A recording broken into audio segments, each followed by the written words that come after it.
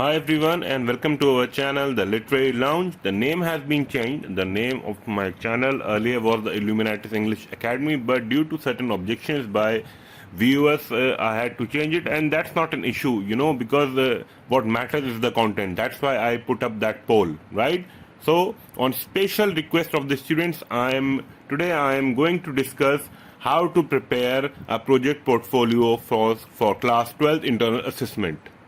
First things first, the first thing that you are going to do when you are going to draft, right, or prepare your project portfolio, the ALS project portfolio, is the cover page, right? And you can write the ALS project portfolio as you can see here in the slide, right, which I have made into a video. You can write ALS project portfolio.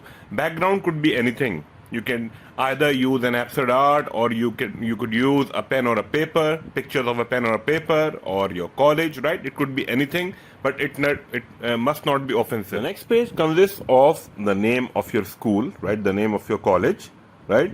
If there's a logo you want to put, the school's logo or your college's logo, you can put it, right? And then you have to include the nominals, the names of all the students involved in working out the project portfolio, in preparing the portfolio, their roll numbers, their admission numbers, right? And at the bottom, either on the left hand side or on the left hand side or even in the middle, you can mention the class and section, and then you have to mention the session, right? So as an example, I have used this portfolio. Actually belongs to one of my old students, and I have taken prior permission. That is why I am using all these slides, right, from their presentation to assist you, right? So before you write the name, before you provide the nominals, at the top you have to write the school's name and the logo, then the nominals including the roll numbers, the names, roll numbers and the admission numbers, and at the bottom you have to write the class and section and the session. Then comes the title of your portfolio. You only have to write in bold and capital letters, right? Mostly it is, written in the middle of the page. It looks, very attractive. So in the middle of the page, and you can also use a background here, right? Same like you did in the page, in the first page, the cover page. You can also do the same here. You have to write in the middle, probably in the middle, in bold, large letters, the title of your portfolio. Like here we have the title, Position of LGBTQIA in India.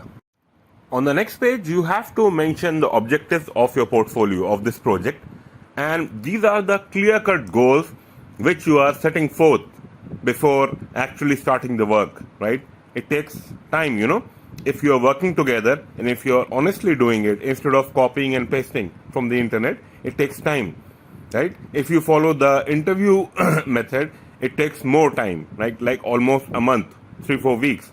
So your objectives have to be very clear cut. After objectives, goals follow suit. Now there is a very huge difference between objectives and goals, right? People often confuse these two words. The objectives are why you are actually preparing this portfolio, right? What made you prepare this portfolio to work out this project. But on the other hand, goals are the outcome, right?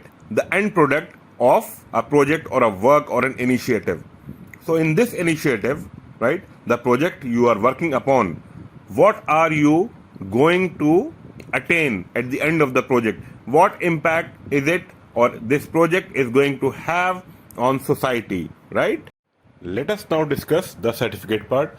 Certificates actually put, sort of a legitimate legal stamping on your work. So here you have mentioned the names of the students, right? And the name of the teacher under whose guidance and supervision this process, this entire project, right, has been prepared is also mentioned. So it clearly shows, it stamps your work with legality, with legitimacy, okay? As far as choosing the content for your certificate is concerned, the internet is, replete with lots of templates. So you can choose any of the template and you can discuss with your teacher, right? Whichever template your teacher thinks is right, you can go ahead with it. Now comes the most important part of your project, that is your action plan, the action plan of your project portfolio. And an action plan is actually the blueprint of your project. It delineates the aims and objectives, talks about how you went about finding content or facts for your research. It literally talks about everything concisely in a very terse and precise manner. Now, your writing skills are needed the most when you are drafting the essay of your project portfolio. Next in line, we have the essay, right? In this long, detailed essay, you have to discuss your topic in detail, followed by points resting upon facts and findings to prove your point. You also have to put before the audience a summary of your research so as to convince them. Like here you can see the essay begins with the what question, followed by a general explanation. The essay goes on to discuss the societal behavior towards the LGBTQ community. The students have also mentioned, as you can see on the screen, laws for LGBTQ, which safeguards the fundamental rights of LGBTQ community. So we can gather very clearly after going through this project that this project portfolio is supporting the LGBTQ community. I mean, you live in a democracy and you can decide what, which, or whom you want to support. And now let's have a look at other research material being gathered by the research team, the students preparing this project portfolio. So on this page, you can see the behavior, the general behavior of the people, of the public towards the LGBTQ community in rural as well as urban India. Followed by, on this page, you can see the various laws which I have mentioned earlier, various laws which have been mentioned for the LGBTQ community in the Constitution of India, which actually safeguards their fundamental rights. There are two pages in this video supporting or enumerating the rights granted to the LGBTQ community by the Government of India by the Constitution. This is page number 1. This is only for your reference, right? And this is the second page of the laws safeguarding the rights of the LGBTQ community. Now, in order to reiterate, the students, as you can see here, have mentioned the recent felicitation of a woman named Jogati.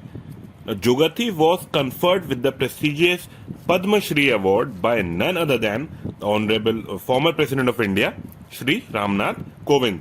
So, mentioning such a feat could add credibility to your work.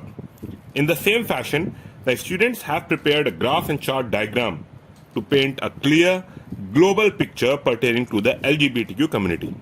A comparative study shows that Sweden stands at the top in support and Pakistan at the bottom and are against this community.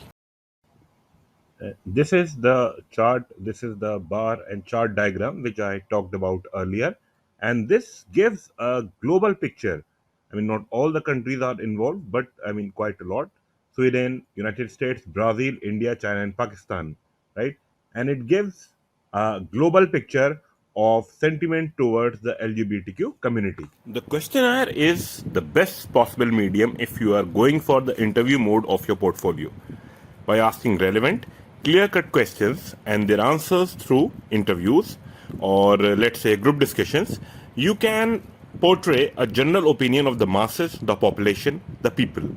The questionnaire must be honestly prepared. Please keep in mind, it has to be extremely honest as it could lead to false images and generalizations being created against a race, a people, or a gender. Group's reflection is, let's say, a culmination or rather an amalgamation of all the research, facts, and findings through various sources. The students reflect upon their research. It states explicitly, that is in detail, what they have done, what conclusions they have drawn, and finally, that they are ready to enunciate and defend their work in the viva. Finally, we have come to an end of today's session, but of course, we will discuss the last part, which is very, very important, bibliography. Bibliography is, very important because you cannot base your work upon false, misleading, or baseless content or sources. In bibliography, you must provide a comprehensive list. I repeat, comprehensive list of all sources you have drawn your content from. For a book in paperback or hardcover, name of publisher, book's name, author, and page number you have to mention. You must mention, right? It must be mentioned. And for e-content, you must provide the URLs, which is Uniform Resource Locator. That is the web address. So kids, I truly hope you liked today's video. If you have any queries or suggestions, kindly drop a message in the comment section below, and watch out for our next video tomorrow on the third level. Till then, have a good time. Adios.